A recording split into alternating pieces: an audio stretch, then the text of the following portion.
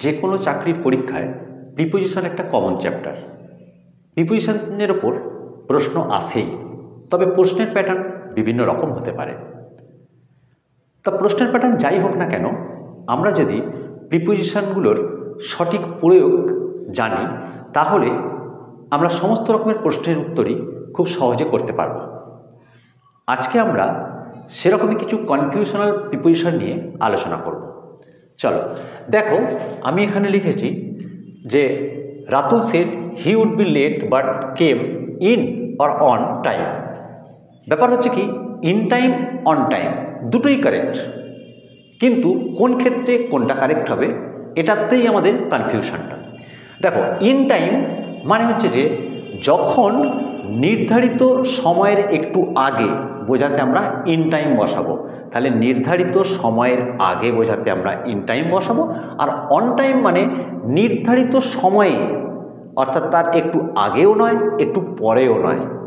তাহলে in time নির্ধারিত সময়ের একটু আগে বোঝাতে বসাবো, আর অন টাইম হচ্ছে যে নির্ধারিত সময়ে, অর্থাৎ একটু আগেও নয় একটু পরেও নয়। ধরো 9টায় বলা হয়েছে, একদম 9টাতেই ঘটনাটা ঘটেছে, তাহলে একদম অন টাইম। ওকে, এবারে আমরা দেখি সেন্টেন্সটা কি বলছে। Ratul said he would be late but came in time বা অন টাইম। দেখো, এই সেন্টেন্সের ভাব অনুযায়ী আমরা ইন টাইমও বসতে পারি, অন টাইমও বসতে পারি। তোমাকে বুঝতে হবে যে সেন্টেন্সটা কি বলতে চাইছে। যদি দেখি ঘটনাটা ঘটেছে, আমরা এখানে বলতে পারি যে সে কেম অন টাইম। যদি সে একদম নির্ধারিত সময়ে আসে, তার একটু আগেও নয় পরেও নয়। আর যদি নির্ধারিত সময়ের একটু আগে আসে, তাহলে আমরা ইন টাইম বসাবো। বোঝা গেল? তাহলে সেন্টেন্সের ভাব দেখে, পরিস্থিতি বিচার করে আমরা ইন টাইমও করতে পারি, অন টাইমও করতে পারি। আমরা বুঝে গেলাম তাহলে ইন টাইম কোথায় বসে, অন টাইম কোথায় বসে।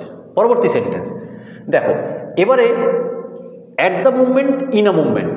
অ্যাট দ্য মুভমেন্ট কোথায় বসে আর ইন আ মুভমেন্ট কোথায় বসে? অ্যাট দ্য মুভমেন্ট মানে এই মুহূর্তে, মানে বর্তমানে, এখন। ইন আ মুভমেন্ট মানে এক মুহূর্তের মধ্যে। তাহলে অ্যাট দ্য মুভমেন্ট মানে এই মুহূর্তে, এখন, বর্তমানে।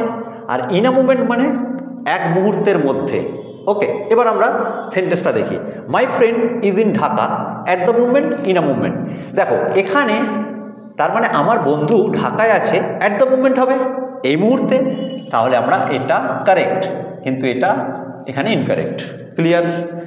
এবারে পরের sentence, he will be with you at the movement হবে না, মানে এই মুহূর্তে সে তোমার সঙ্গে হবে, এরকম তো হয় না। তাহলে এক মুহূর্তের মধ্যে সে তোমার সঙ্গে থাকবে, তাই তো? তাহলে he will be with you in a movement, এটা কারেক্ট, এটা ইনকারেক্ট।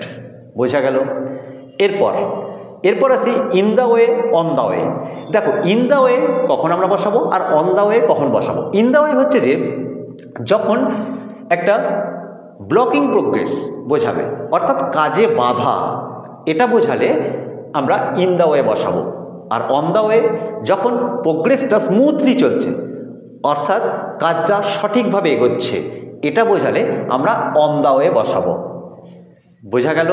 তাহলে ব্লকিং বোঝালে, বাধা বোঝালে ইন দ্য ওয়ে, আর যদি স্মুথলি চলে কাজটা, ঘটনাটা ঘটে, তাহলে আমরা অন দ্য ওয়ে বসাবো। এবারে আমরা দুটো সেন্টেন্সের মধ্যে ব্যাপারটাকে বোঝার চেষ্টা করি। I can't move my car because that truck is in the way হবে না অন দ্য ওয়ে হবে?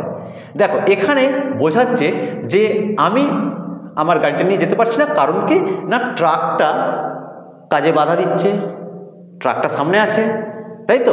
তাহলে এখানে নিশ্চয়ই অন দ্য ওয়ে হবে না, তাহলে হবে ইন দ্য ওয়ে। আমি বললাম যে কাজে বাধা, তাই তো, ব্লকিং প্রোগ্রেস, এইটা, তাহলে ইন দ্য ওয়ে কারেক্ট হবে এখানে। পরের sentence, your package is on the way in the way, it was shipped 3 days ago। দেখো, এক্ষেত্রে কি হচ্ছে না একদম কাজটা সঠিকভাবে চলছে, অর্থাৎ স্মুথলি প্রোগ্রেস। অর্থাৎ বলা হয় ইউর প্যাকেজ ইজ, আমরা অনলাইনে কোনো কিছু কেনাকাটা করলে এই জিনিসটা দেখায় যে your package is on the way. In the way নয় কেন? কারণ প্রোগ্রেসটা কোথাও ব্লকিং হয় না, ঠিক আছে? ইট ওয়াজ শিফট 3 days ago, 3 দিন আগে শিফট হয়ে গেছে এবং প্যাকেজটা আপনার পথেই আছে, তাই তো, অর্থাৎ সঠিকভাবে এগোচ্ছে কাজটা, তখন অন দ্য ওয়ে এটা correct, in the way incorrect. বোঝা গেল? আচ্ছা, এবারে আমরা বাই চান্স বাই মিস্টেক। দেখো বাই মিস্টেক মানে ভুলবশত, এটাও হঠাৎ এটাও হঠাৎ। বাই মিস্টেক আমরা কোথায় বসাবো? যখন এটা নেগেটিভ অর্থে, অর্থাৎ ঘটনাটা দুটোই হঠাৎ হওয়া, কিন্তু ঘটনাটা যখন যে ঘটনা ঘটলো সেটা কর্তা পছন্দ নয়, অর্থাৎ কর্তার কাছে সেটা অপছন্দের। আর এটা ঘটনাটা হঠাৎ ঘটলেও কর্তার অপছন্দের নয়, ঠিক আছে? তাহলে এটা কর্তার অপছন্দের, অর্থাৎ ঘটনাটা ঘটুক, কর্তা এটা চায় না, এটা নেগেটিভ অর্থে। আর এটা পজিটিভ অর্থে, ঘটনাটা ঘটেছে হঠাৎ কিন্তু তাতে কোনো কর্তার সমস্যা নেই। বোঝা গেল? তাহলে এটা নেগেটিভ অর্থে, এটা পজিটিভ অর্থে, ঠিক আছে? এবারে দেখো সেন্টেন্সটা, I saw my ex in the supermarket by chance by mistake. দেখো বাই চান্স বাই মিস্টেক এখানে দুটোই কারেক্ট হতে পারে। এটাও একদম সেন্টেন্সের ভাব অনুযায়ী, কী ভাব বোঝাতে চাওয়া হচ্ছে বা বোঝাতে চাইছো তুমি, সেই অনুযায়ী তোমাকে বাই চান্স বা বাই মিস্টেক দুটোই করতে পারো। কোন ক্ষেত্রে বাই চান্স হবে? যখন বলছে I saw my ex in the supermarket by chance, মানে দেখা হয়েছে তাতে তোমার কোনো সমস্যা নেই, হঠাৎ দেখা কিন্তু সমস্যা নেই, ঠিক আছে? তাহলে বাই চান্স। আর যদি মনে হয় যে দেখা হওয়াটা তুমি চাও না যে দেখা হোক, ঠিক আছে, তাহলে সেটা বাই মিস্টেক। তাহলে এটা ঘটনাটা ঘটুক তুমি চাও না বা কর্তা চায় না, এটা হলে বাই মিস্টেক, অর্থাৎ নেগেটিভ অর্থে, কর্তার কাছে তার নেগেটিভ এফেক্ট আসছে। আর বাই চান্স এটা ঘটনাটা ঘটেছে কিন্তু ঘটেছে বলে তোমার কোনো সমস্যা নেই, এটা পজিটিভ অর্থে।